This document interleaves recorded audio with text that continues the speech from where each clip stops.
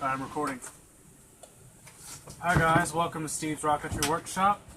Today I have a build for y'all. It's the Estes Wizard. Now, I don't have much space on my phone, so this build is going to be in parts.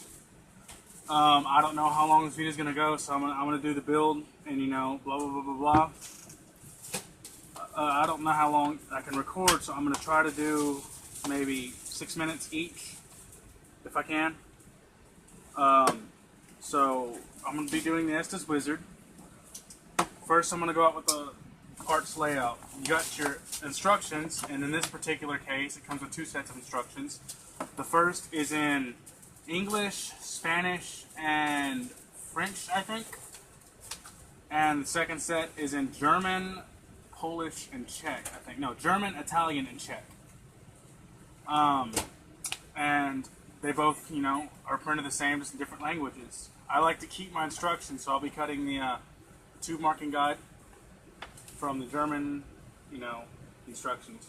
Now, I'm going to go off first by naming your parts from, you know, head to tail. First, you got your nose cone halves. You got your nose cone and your nose cone insert. You have your streamer.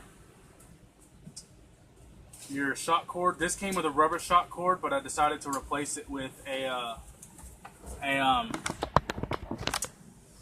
elastic shock cord. I cut it a little bit longer. You can buy elastic for like 98 cents a piece at Walmart. Comes with a decal sheet, body tube, launch lug. You can either call this a engine block or a thrust ring. Either one works. And your fins, and then you got a engine spacer tool, which will help you push the engine block up into the engine mount. Tools and supplies. You'll need white or wood glue. I like to use Gorilla Wood glue. Plastic cement. X-Acto knife. Sandpaper. Tape. Scissors. A ruler, and I don't have them on the screen yet, but paint and primer and wood filler. So without further ado, I'm gonna first start y'all off by with the fins.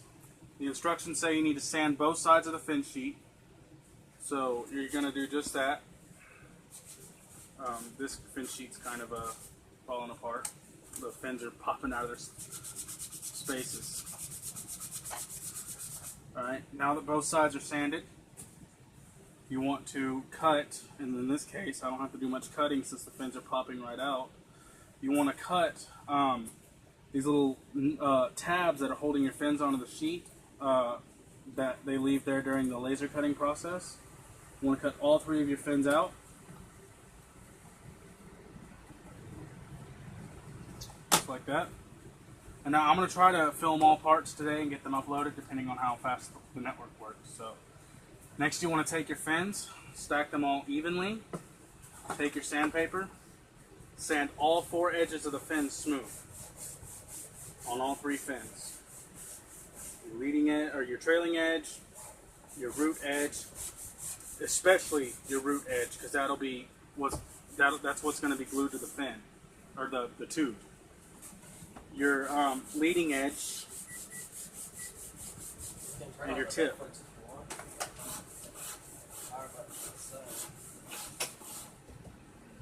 Your edges should look like that. Now, what you're going to want to do on a high performance rocket, and this is not for both cosmetic and altitude reasons, you want to round your fins. I'm not going to do that on this particular one because I'm not the best fin shaping guy, should I say. I'm not going to do that on this one. Plus, I live in East Texas. There's more trees than there are fields, so I want to try to make my rocket as I want it to be able to fly, but I don't want it to go too high. I've lost several Estes Wizards on a C. I wouldn't recommend using a C unless you got really good eyes. So, without further ado, the final step of part 1, you want to take your nose cone insert, put some plastic cement on the edge,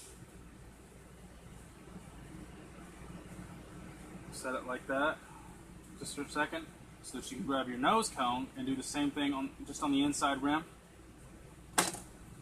And then, you know, cement them both together. Give it a little twist, you know, make sure it has good contact. And you spread the glue evenly. Wipe off the excess. There you go. This will be continued in part 2.